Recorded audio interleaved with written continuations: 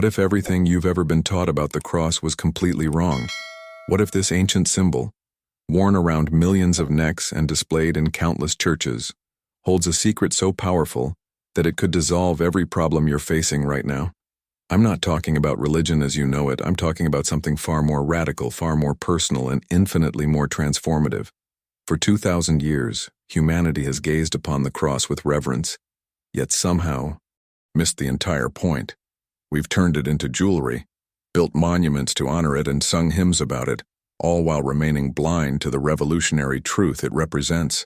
Smith Wigglesworth, one of the most powerful spiritual teachers of the modern age, spent his life unveiling what this symbol truly means.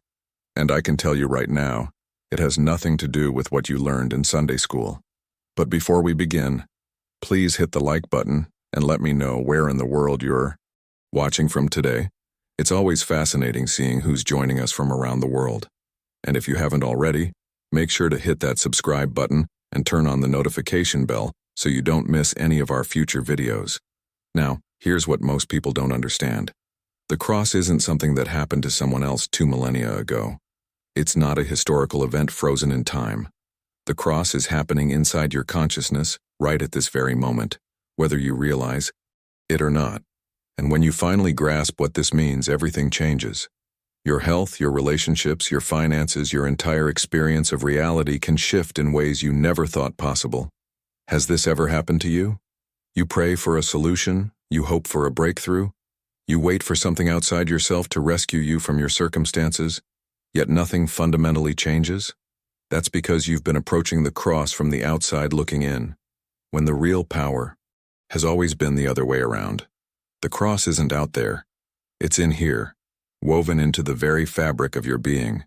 Think about the structure of the cross for a moment. 2 beams intersecting, one vertical, one horizontal. Most people think this is just a shape, a design chosen by history. But Smith Wigglesworth revealed that these 2 beams represent something extraordinary about how consciousness itself operates. The vertical beam isn't pointing up to some distant heaven where God sits on a throne judging your every move. It's representing something far more intimate, far more immediate, far more accessible than that. Stay with me until the end, because what you're about to discover might completely revolutionize how you experience every challenge in your life. That vertical beam is your direct connection to what spiritual teachers call the I Am presence. Not a deity separate from you, not some external force you need to beg or bargain with, but the infinite consciousness that lives as your true self. This is the presence that existed before your body was born and will continue after it returns to dust. This is your direct line to infinite wisdom, infinite love, infinite supply. And here's where it gets fascinating. Most of us spend our entire lives living on the horizontal beam, never realizing there's a vertical dimension available to us at all. We're trying to solve problems with more problems, using limited human thinking to fix situations that limited human thinking created in the first place. We wonder why we keep hitting the same walls, facing the same patterns, cycling through the same frustrations year after year. But what happens when you discover how to live at the intersection, where the vertical meets the horizontal? What happens when you learn to access that divine connection while navigating your everyday human experience? Smith Wigglesworth proved through his own life and through countless others. He taught that this intersection is where miracles become natural, where healing flows effortlessly, where solutions appear that the human mind could never have conceived. The question isn't whether this power exists. The question is, are you ready to discover how to access it? Because what I'm about to share with you goes far beyond theory or philosophy. This is practical spiritual science, and when you understand how to apply it, now I want to go even deeper into this because understanding what that horizontal beam truly represents will change how you see every challenge in your life. This horizontal plane is where most of humanity spends 100% of their existence. It's the world of effects, the realm where problems seem incredibly real and urgent. Illness lives here. Financial struggle lives here. Broken relationships, anxiety, fear, limitation of every kind. All of it exists on this horizontal dimension of experience. If this kind of deep, transformative content speaks to your soul, then subscribe to the channel. I'm here bringing you teachings that go beyond surface-level spirituality, real principles that shift consciousness and change lives. I want you on this journey with me. Here's the fascinating part that most people never realize. When you're living exclusively on the horizontal beam, you're constantly trying to fix effects with more effects. You have a health problem, so you seek a medical solution. That's an effect trying to fix an effect. You have a money problem, so you work harder. Or look for better opportunities. Again, that's effect addressing effect. You have relationship conflict, so you try to change the other person's behavior or adjust your own reactions. Same pattern. Effect, effect, effect. And there's nothing inherently wrong with taking practical action. That's not what I'm saying. But what Smith Wigglesworth discovered is that when you operate only from this horizontal consciousness, you're working with incredibly limited power. You're using human effort to solve human problems, and human effort by itself can only produce human results. This is why people can work on themselves for years, decades even, reading every self-help book, attending every seminar, trying every technique, yet still find themselves facing the same core patterns over and over again. The circumstances might change, but the underlying experience remains stubbornly familiar. Has this been your journey too? You solve one problem only to have another appear. You overcome one obstacle only to face a bigger one? It's exhausting, isn't it? And it feels endless because you're trying to win a game whose rules guarantee you'll stay stuck. As long as you're fighting on the horizontal plane alone, you're fighting with limited weapons against problems that keep regenerating themselves from the same consciousness that created them in the first place. But here's where everything shifts. Remember that vertical beam, that connection to infinite consciousness, to the I am presence we talked about earlier. The intersection, that precise point where vertical meets horizontal, that's where genuine transformation becomes possible. Not improvement, not management, not coping. Transformation. This intersection is where divine consciousness penetrates human experience, where infinite wisdom meets finite circumstance, where the eternal touches the temporary. And when you learn to position yourself at this intersection, something remarkable happens. You stop fighting reality and start dissolving it through a completely different kind of power. Smith Wigglesworth understood this intersection better than almost anyone in modern history. He didn't teach people to work harder at fixing their problems. He taught them how to shift their consciousness to a place where problems lose their grip entirely. When you're standing at the intersection, you're no longer just a human being struggling against the world. You're operating from a dimension where divine intelligence flows through you, revealing solutions that the horizontal mind could never conceive. Write in the comments, "I'm ready for the intersection," because what comes next reveals exactly how to position yourself there and access this transformative power in practical, tangible ways. So what actually happens at this intersection? This is where Smith Wigglesworth's teaching becomes almost revolutionary in its implications. He called it crucifixion, but not the way you've probably heard that word used before. This isn't about suffering or sacrifice in the traditional religious sense. This is about something far more intimate and far more liberating. At the intersection, you die. But it's not your body that dies.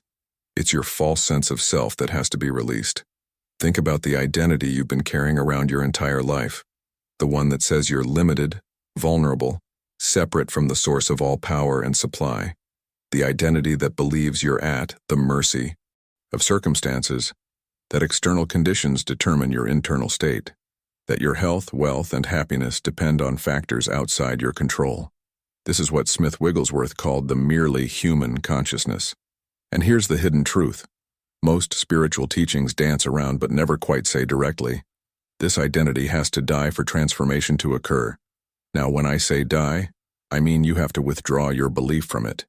You have to stop identifying with it. You have to recognize it as the costume you've been wearing rather than who you actually are underneath. This is the real crucifixion. The moment you nail that false self to the cross and let it expire. And I'll be honest with you, this isn't always comfortable. Your ego doesn't want to die. Your familiar sense of self will fight to maintain its position. It will create doubt, fear, distraction, every argument it can muster to keep you believing that you are this limited creature struggling through an indifferent universe. But when you persist, when you consciously choose to release that identity and rest in the vertical truth of your being, something absolutely extraordinary happens. What Smith Wigglesworth called resurrection begins. Your true self, which has been present all along but obscured by layers of false belief, emerges into your awareness. And this true self is nothing like the struggling human identity you've been carrying. This is Christ consciousness, which doesn't mean you become Jesus or adopt a particular religion. It means you awaken to the same realization that every great spiritual teacher throughout history has embodied. You are not a human being trying to become spiritual. You are a spiritual being temporarily experiencing human form. If this video expanded your understanding, even just a little, go ahead and hit that like button. It's a simple way to say, "This mattered to me," and it helps this message reach others who are searching for exactly what you just found. Let that sink in for a moment. You are not struggling toward enlightenment. You are enlightenment temporarily wearing the disguise of limitation. This shift in identity isn't philosophical abstraction. It's intensely practical, and it changes your response to every single situation you encounter. When you know yourself as spiritual consciousness expressing through human form, rather than as human form trying to reach spiritual consciousness, your entire decision-making process transforms. You stop reacting from fear and start responding from wisdom. You stop defending the false self because you've recognized it was never real to begin with.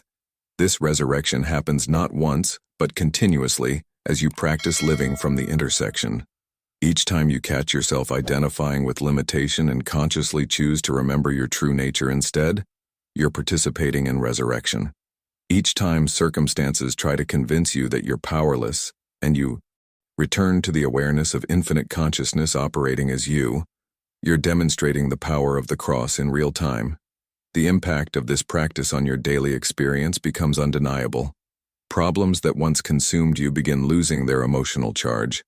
Challenges that once felt overwhelming start appearing as opportunities to deepen your realization.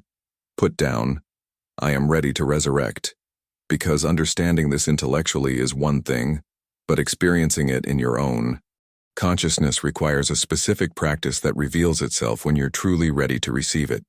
Now here's where Smith Wigglesworth's discoveries become absolutely game-changing for your everyday life. When you're operating from this resurrected consciousness, from the awareness of your true spiritual identity, something shifts in how you relate to problems. And this shift is so radical that most people struggle to believe it until they experience it themselves. Problems don't need to be solved anymore. They dissolve. There's a massive difference between those two approaches, and understanding this difference will save you years of unnecessary struggle. When you try to solve a problem, you're acknowledging its reality, wrestling with it, strategizing against it, fighting it on the horizontal plane where it appears to have power. But when you live from vertical truth, from the intersection where infinite consciousness meets human experience, you recognize that the problem never had the substance you were giving it. Illness doesn't need healing in the traditional sense. It disappears when exposed to the light of truth about who you really are. Financial lack doesn't need to be filled through human effort alone. It's revealed as an illusion that existed only because you believed you were separate from infinite supply. This sounds too simple, I know. Your mind is probably objecting right now, saying, "But my problems are real. I can see them, feel them, experience their consequences." And yes, on the horizontal plane, they certainly appear real and produce real effects. But Smith Wigglesworth understood something most people miss. The appearance of reality and actual reality are not the same thing. When you're identified with the false self, problems seem solid and permanent. When you shift to your true identity, you see through them to what's actually operating behind the scenes of your experience. So how do you actually do this? How do you move from intellectual understanding to practical application? Here's the technique that changes everything. The moment any problem appears in your awareness, any fear, any limitation, any challenge, you pause. Just pause. Don't immediately react. Don't jump into problem-solving mode. Don't start the familiar mental spiral of worry and strategy. Instead, you remember the cross. You remember that structure we've been talking about. You consciously recognize that what you're seeing exists only on the Horizontal beam in the world of effects. Then you make a deliberate shift. You turn your attention to the vertical beam, to that I am presence within you. And here's what most people get wrong. You don't beg, you don't plead, you don't try to convince God to help you or fix your situation. That's still horizontal consciousness wearing spiritual clothing. Instead, you simply rest. You rest in the awareness that God is present, that infinite consciousness is here, that the power that created galaxies is operating as your very being right now in this moment. You don't need to make anything happen. You just need to stop interfering with what's already true. As you rest in this awareness, something fascinating occurs. The problem begins losing its grip on you. Its emotional charge starts draining away. Why? Because you've stopped feeding it. Problems maintain their power over you only through your belief in their reality, your emotional investment in them, your identification with them as your personal burden. When you withdraw that feeding mechanism, when you stop energizing the problem with your consciousness, it has nowhere to draw power from. It's like unplugging a machine. The machine doesn't need to be destroyed. It simply stops functioning when the power source is removed. Write in the comments, I choose the vertical, because this practice becomes easier the more you consciously choose it. And there's a deeper layer to this technique that reveals how to handle even the most persistent challenges in your life. Now let me share something that brings all of this from theory into tangible reality. Margaret had been living with chronic pain for years, not occasional discomfort, debilitating pain that controlled her entire existence. She had exhausted the conventional route: specialists, medications, physical therapy, alternative treatments.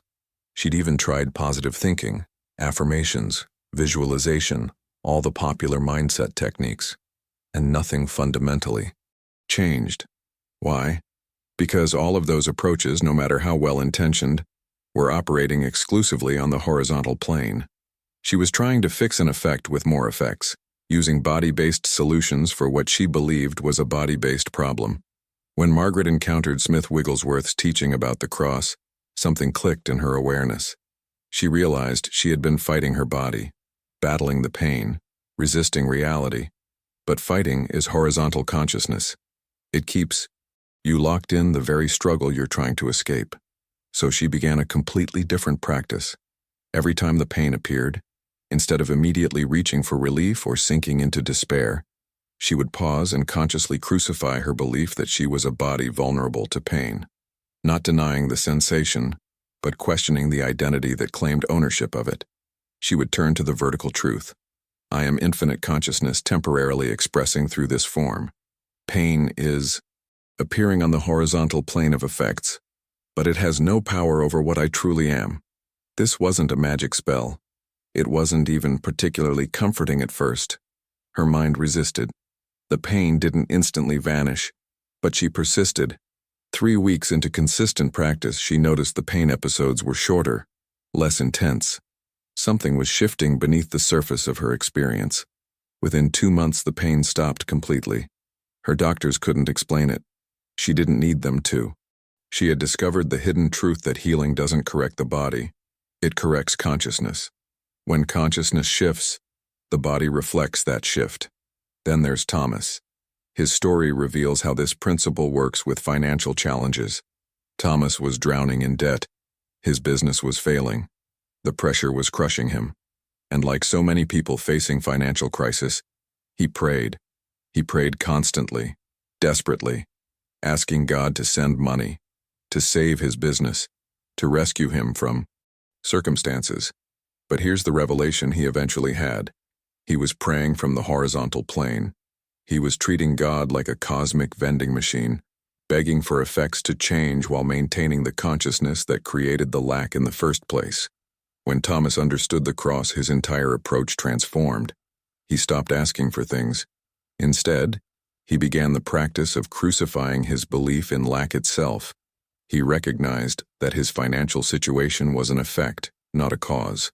The real cause was his consciousness of separation from infinite supply. So every morning, he would consciously die to the identity that believed it was limited, vulnerable, subject to economic conditions beyond its control. He would rest in the vertical truth. Infinite supply is the nature of divine consciousness, and divine consciousness is my true identity. This wasn't denial.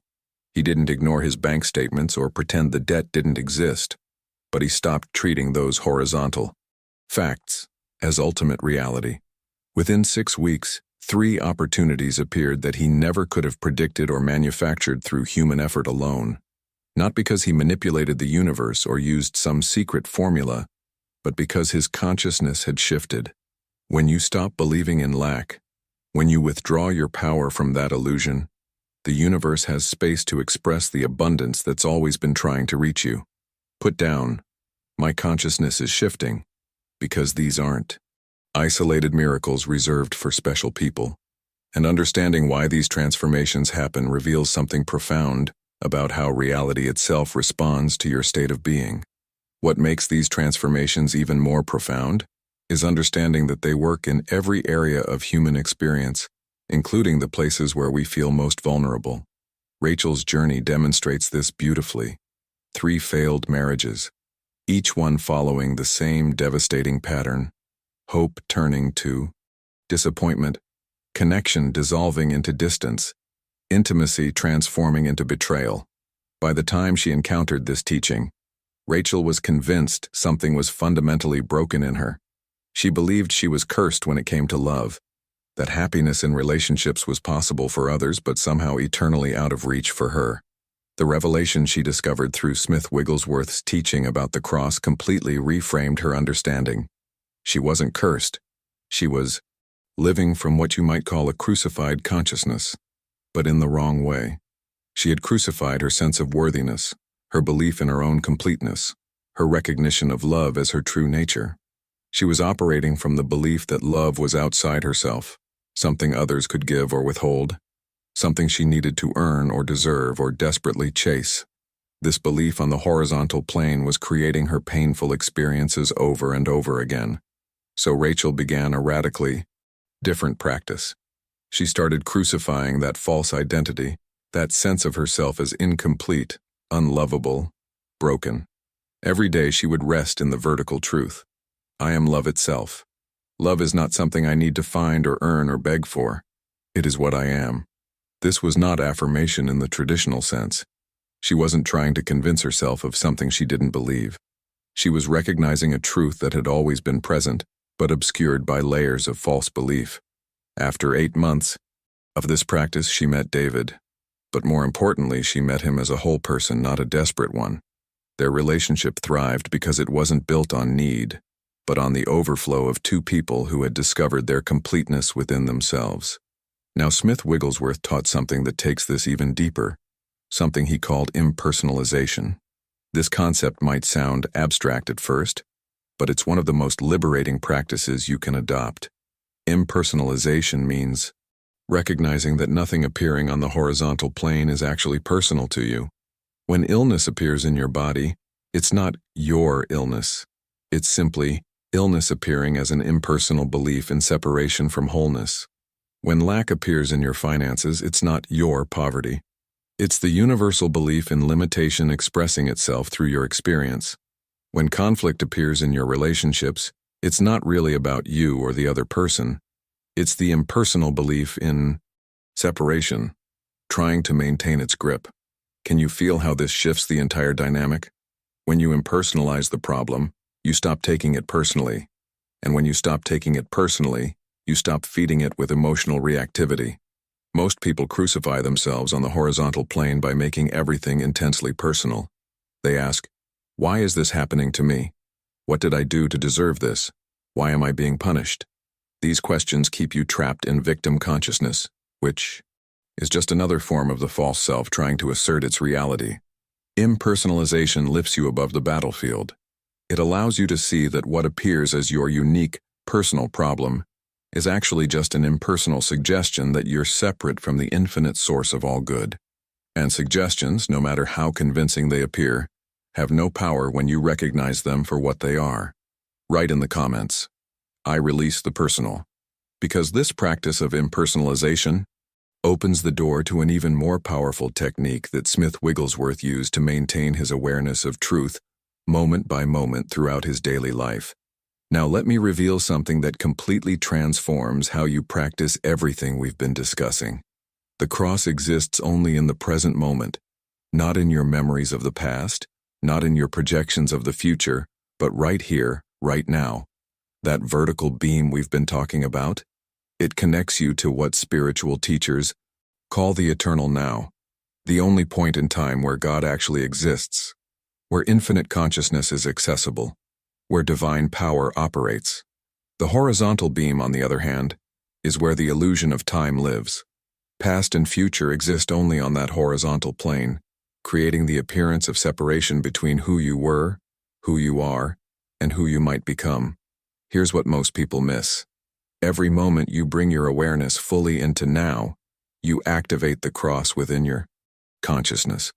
You step out of the mental prison of yesterday's regrets and tomorrow's anxieties, and you position yourself at the intersection where transformation is always available. Think about it. When does worry exist? Only when your mind projects into the future. When does guilt exist? Only when your mind dwells in the past. But strip away the story, strip away the projection, and ask yourself, in this very moment, right now, what's actually here? You'll discover something remarkable. The pure present. Problems don't have the same substance. They exist in the narrative your mind constructs, not in the immediate reality of now. This isn't about mindfulness as a relaxation technique or a way to feel calmer. This is about recognizing that divine power operates exclusively in present moment awareness. You cannot access infinite consciousness while your attention is scattered across time. Smith Wigglesworth lived in this awareness, and it gave him access to miraculous outcomes that defied human logic. When you practice bringing yourself back to now again and again, gently returning from wherever your mind has wandered, you're doing something far more significant than managing stress. You're positioning yourself at the only point where the vertical truth can penetrate your horizontal experience. Building on this, there's another revelation that shifts everything about how you relate to abundance, prosperity, and provision. Smith Wigglesworth taught something that goes against almost everything you've been conditioned to believe about supply. God is not a supplier who gives you things. Read that again, because it's crucial. God is not up there deciding whether to give you what you need or withholding blessings until you prove yourself worthy. God is supply itself. You're not separate from supply any more than a wave is separate from the ocean. The wave might look distinct, might appear to have its own identity, but it's made entirely of ocean. You might appear separate, but you're made entirely of divine consciousness. And divine consciousness is infinite supply, expressing itself as every form of good. This means you already live and move and have your being in infinite supply right now. Not tomorrow if you work hard enough. Not someday if you pray correctly. Right now. Lack appears only on the horizontal plane as an effect of your belief in separation from source. When you rest in the awareness that you already exist in supply, that you're swimming in an ocean of infinite provision, something shifts in your experience. Supply begins appearing not because you attracted it, or manifested it, or convinced God to give it to you, but because you stopped blocking it with your belief in lack. You removed the dam that was preventing the natural flow. Put down, I exist in supply now, because understanding this intellectually is just the beginning, and there's a practical challenge everyone faces when trying to live from this consciousness that we need to address directly and honestly. Now let's be completely honest about what happens when you actually start practicing this, because the reality is, you're going to face obstacles. The most common one, the demand for instant results. You practice the cross for a few days, maybe a week or two, and when your circumstances haven't dramatically transformed, doubt creeps in like fog. You think, this isn't working. Nothing's changing. Maybe I'm doing it wrong. Maybe this works for others, but not for me. I need you to understand something crucial here. Consciousness transformation is not always instantaneous, and there's a very good reason for that. You're not just learning a new technique. You're undoing years, sometimes decades, of deeply embedded belief in separation. You're crucifying patterns of thought that have been running automatically since childhood. This doesn't happen with a single decision or a weekend of practice. It takes consistent dedication, patient persistence, and a willingness to trust the process even when you cannot yet see the evidence on the horizontal plane. Smith Wigglesworth himself spent years developing this consciousness before it became his natural state. The key insight is this: something is always happening in consciousness even when you can't see outer effects yet. Every time you choose the vertical over the horizontal, every time you crucify a false belief and rest in truth, you're shifting something fundamental. The outer world will catch up, but it follows consciousness. It doesn't lead it. Another challenge you'll definitely encounter is the temptation to mix this teaching with other methods. You practice the cross in the morning, then spend your afternoon using positive affirmations, then your evening worrying and planning human solutions, then back to spiritual practice the next day. This divided consciousness cancels out your work. You can't have one foot in truth and one foot in illusion. You can't crucify belief in limitation while simultaneously acting from limitation. You can't rest in infinite supply while hoarding and fearing lack. Now, this isn't about perfection. That's just another trap of the false self. It's about consistency of practice and catching yourself when you slip back into horizontal thinking. You'll also face people who think you're being irresponsible or living in denial. When you stop fighting circumstances and rest in consciousness, others interpret this as passivity. They don't understand you're working on a level invisible to human perception, the level where all change originates. You don't need to convince anyone or defend your practice. Your demonstration will speak for itself. When your life begins reflecting your shift in consciousness, people will ask what changed. Until then, practice quietly and let results be your validation. Here's the profound truth that ties everything together. From this moment forward, you have a choice. Not a choice you make once and forget about, but a choice that presents itself moment by moment, situation by situation, challenge by challenge. You can continue living on the horizontal plane, identifying with problems, fighting circumstances, hoping for external salvation, or you can embrace the way of the cross, dying daily to that false sense of separate self and rising into the awareness of who you truly are. Each time you choose the vertical over the horizontal, you strengthen truth in your consciousness. Each time you crucify limitation and rest in unlimited reality, you demonstrate the same power that created the universe.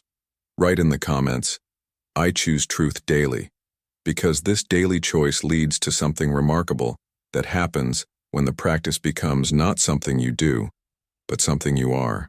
If you've made it this far, I want you to know something. You're not here by accident. The fact that you stayed through this entire journey tells me you're ready for a different kind of understanding, a deeper level of truth. And that means everything, because consciousness transformation requires that readiness. It requires someone willing to question everything they've been taught and step into a radically different way of being. This channel exists to share these kinds of revelations, the hidden teachings that actually work when you apply them, the spiritual principles that transform your lived experience, not just your philosophy. If this resonated with you, if something inside you recognized truth when you heard it, then subscribe to the channel. There's so much more to explore together, and I want you here for that journey. These aren't casual entertainment videos. They're tools for genuine transformation, and I take that seriously.